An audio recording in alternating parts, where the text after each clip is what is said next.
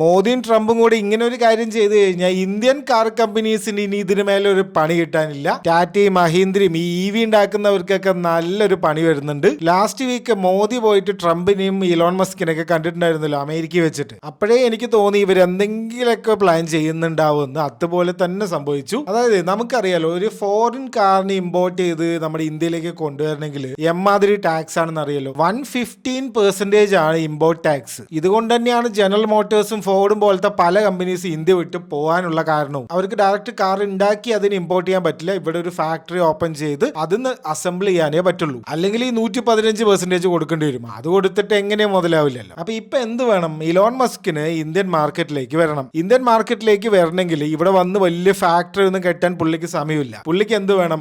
Import duty കുറച്ച് കിട്ടണം. Trump ആണെങ്കിൽ ഇപ്പൊ എല്ലാവർക്കും താരിഫ് ഇട്ടുകൊണ്ടേ ഇരിക്കുകയാണ്, എല്ലാ രാജ്യക്കാർക്കും. അങ്ങനെ ഇന്ത്യക്കാരനെ ഒരു കൊട്ട് കൂട്ടിയിട്ടുണ്ട്. ഈ ഇമ്പോർട്ട് ചെയ്യുന്ന വെഹിക്കിളിന് 100% ആണ് ടാക്സ്, അത് കുറയ്ക്കാന്ന് പറഞ്ഞിട്ട്. അപ്പൊ അതിന്റെ ഒരു എഫക്ട് എന്ന നിലയിൽ നമ്മുടെ ഗവൺമെന്റ് എന്ത് ചെയ്യാൻ പോകുന്നു എന്ന് വെച്ച് കഴിഞ്ഞാൽ 110 നിന്നും 15% ആക്കാൻ പോകുന്നു ഇമ്പോർട്ട് ടാക്സ്. ചുമ്മാ അങ്ങനെ ആക്കുകയല്ല, 2-3 കാര്യങ്ങളും കൂടി ചെയ്യണം.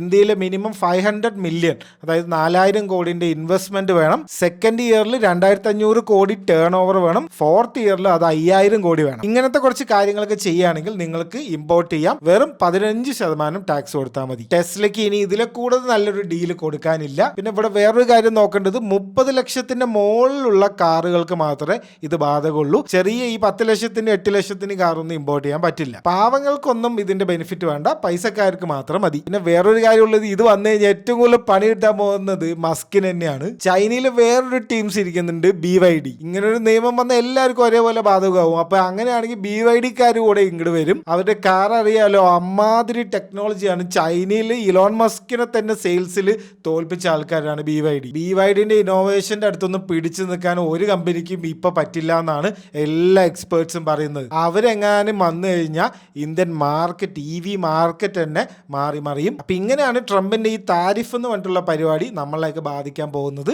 എല്ലാവരും ഒന്ന് നോട്ട് ചെയ്ത് വെച്ചോ.